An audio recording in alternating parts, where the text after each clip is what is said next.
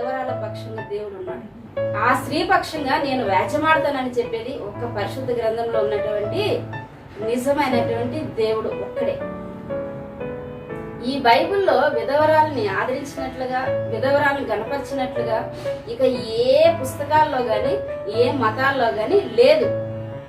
Bible తప్పించి ఇంకెక్కడైనా విధవరాలు అంటే ఒక అశుభం,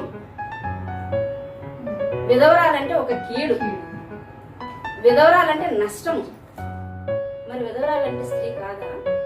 విధవరాలంటే మనిషి కాదా? మరి విధవరాలికి మనోభావం ఉండదా? విధవరాలికి ప్రాణం ఉండదా? విధవరాలు భర్త చనిపోతే మానసికంగా చనిపోయినటువంటి వ్యక్తి.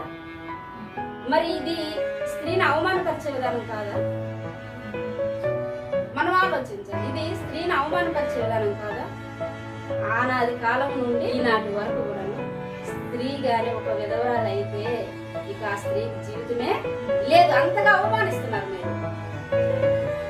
ఈ రోజు క్రైస్తవ స్త్రీలు తెల్ల బట్టలు వేసుకుంటే, బొట్టు పెట్టుకోకపోతే విధవరాల్లాగా ఉన్నావేంటి అంటున్నారు. అంటే విధవరాలు మనిషి కాదా? విధవరాలు అంటే మీకు అంత చులకనా? విధవరాలు అంత హీనంగా చూస్తున్నారే. విధవరాలు అంటే అశుభం అంటున్నారే. అంటే శుభకార్యానికి పనికిరానిది విధవరాలు. ఒకవేళ ఒక బిడ్డ పుడితే విధవరాల చేతికి ఎవరు? ఒక మంచి కార్యం చేస్తే విధవరాల చేతికి ఎవరు? మరి విధవరాల్ని ఎంత అవమానపరుస్తున్నారు మీరు? విధవరాలంటే అసలు సమాజానికి సంబంధించిన కాని వ్యక్తిని అంటున్నారు కదా. ఇంతకంటే అవమానించేటటువంటి విధానము ఇంకెక్కడైనా ఉందా? అదొకసారి మనం గమనించాలి.